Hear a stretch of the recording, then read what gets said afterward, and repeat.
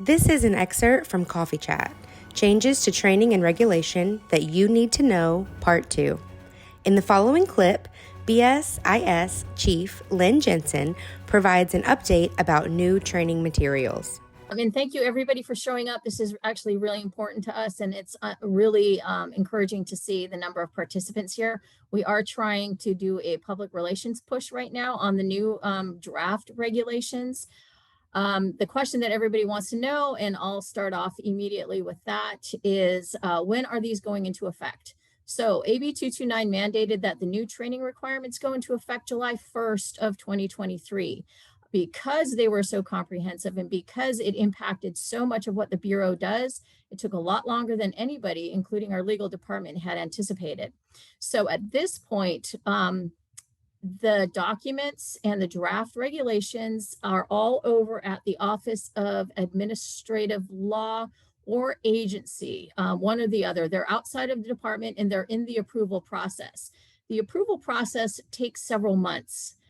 We do not have a firm date, but the best guess that we have is that they will go live either the beginning of October or the beginning of January. So what I encourage everybody to do in order to find out exactly when these are going live, again, out of our control, we have no say on when the Office of Administrative Law publishes them and they go live, but there are timelines that we can guess. So the two dates that they could go live is either October 1st or January 1st.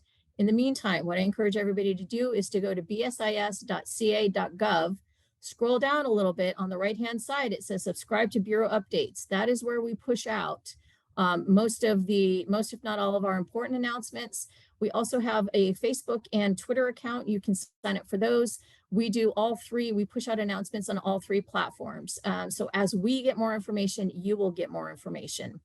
Segueing from that into what do these new regulations look like? I'm going to give a little bit of background for everybody on why these regulations happened when they did. I joined the Bureau as chief about 4 years ago in May of 2019. In July of 2019, there was an incident with several guards and a trespasser at the Golden One Center in Sacramento, which is about 2 blocks away from the Capitol. A trespasser was killed, and the blame was laid at the feet. Initially, I'm not sure what the legal findings were, but there was video of guards kneeling on his neck and kneeling on his upper back. And the trespasser subsequently passed away.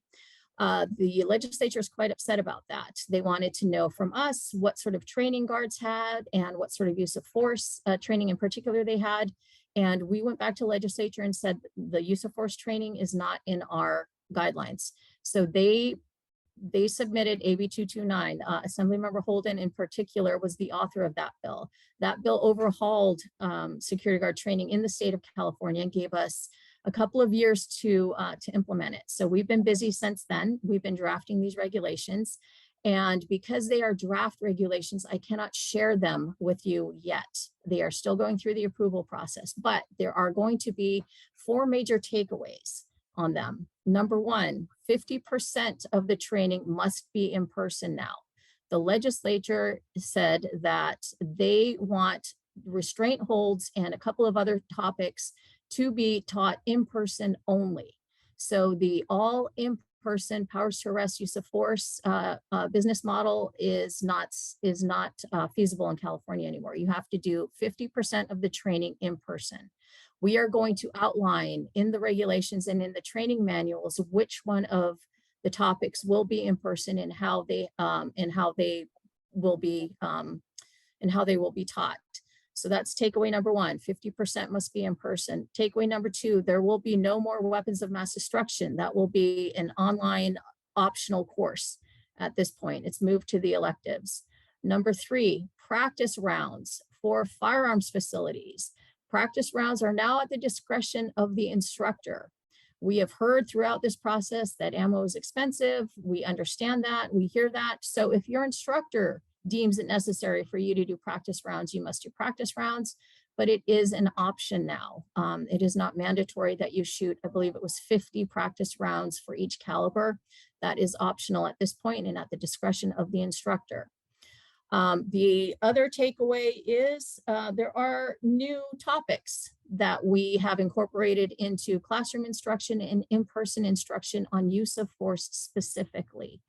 If you look at AB 229, the new topics are in there. So this isn't a mystery. So we've got things like mental illness, substance abuse, de-escalation. All of those good things are now in your powers to arrest and use of force training. They're also in the firearms training, especially de-escalation tactics.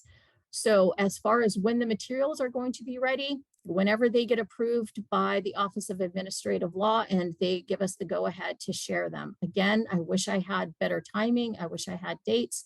We do not have dates at this point, again, because it is outside of our control. It is with another governmental agency at this point.